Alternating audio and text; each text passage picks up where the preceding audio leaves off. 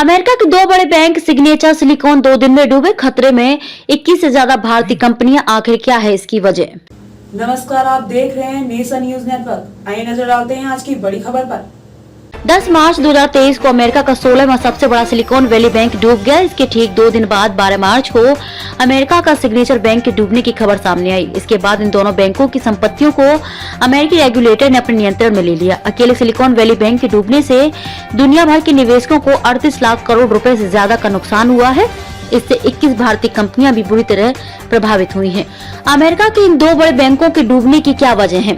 Economist Arun Kumar ने कहा कि आमतौर पर किसी बैंक के डूबने की बड़ी वजह लोन डिफॉल्ट मामलों में उछाल होता है, लेकिन इन दोनों केस में ऐसा नहीं हुआ है। बैंकिंग क्षेत्र से जुड़े एक्सपर्ट का कहना है कि सिलिकॉन वैली और सिग्नेचर बैंक के डूबने की दो बड़ी वजह सामने आ रही हैं।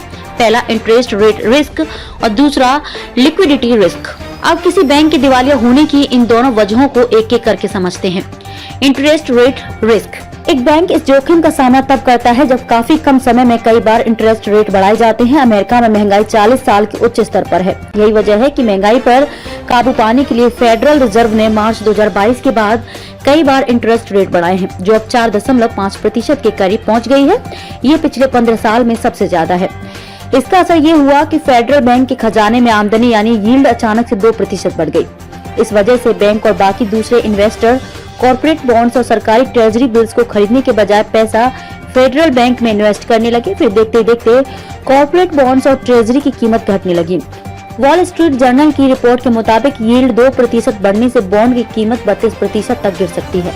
सिलिकॉन वैली बैंक ने अपनी कुल संपत्ति का 55% हिस्सा अमेरिकी सरकार के बॉन्ड में निवेश किया था। ऐसे में कीमत कम होते ही सिलिकॉन वैली बैंक को भारी नुकसान हुआ। इस बैंक ने नकदी की कीमत को दूर करने के लिए मैच्योरिटी से पहले ही ट्रेजरी से पैसा निकालना शुरू कर दिया। इस वजह से बैंक दिवालिया होने के करीब पहुंच गया।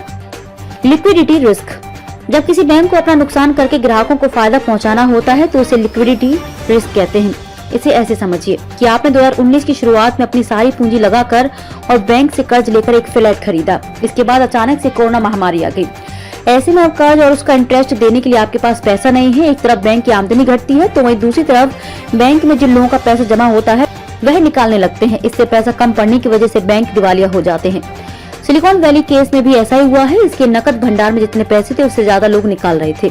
नकद की कमी न हो इसके लिए सिलिकॉन वैली ने अपनी सिक्योरिटीज पोर्टफोलियो से 21 अरब डॉलर बेचने का फैसला किया था। उम्मीद से कम कीमत में पोर्टफोलियो बेचने की वजह से बैंक को 1.8 अरब डॉलर का नुकसान हुआ।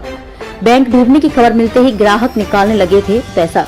मार्च 2023 में जैसे सिलिकॉन वैली बैंक के डूबने की आशंका जाहिर होने लगी, ग्राहक अचानक से इस बैंक में जमा पैसा निकालने लगे। इसे 10 मार्च को पूरी तरह से silicon valley bank system fail हो गया। कुछ यही हाल क्रिप्टो करेंसी के जरिए फेमस होने वाले सिग्नेचर बैंक का भी हुआ। अमेरिका में फेडरल रिजर्व का एक नियम है कि बैंक में जमा 2 करोड़ रुपए तक की राशि पर ही इंश्योरेंस होता है। इससे ज्यादा पैसा आपका बैंक में जमा है और बैंक डूब गया तो आपको पैसा नहीं मिलेगा। इन दोनों बैंकों में ज्यादातर लोगों और कंपनियों की 2 करोड़ रुपए से ज्यादा रकम जमा थी, इसलिए जैसे ही लोग रकम निकालने लगे बैंक पूरी तरह से खाली होने लगा। खबरों में अब तक के लिए बस इतना ही। फिर होगी आपसे मुलाकात ऐसी ही एक बड़ी खबर के साथ। तब तक के लिए नमस्कार और देखते रहिए नेशन न्यूज नेटवर्क।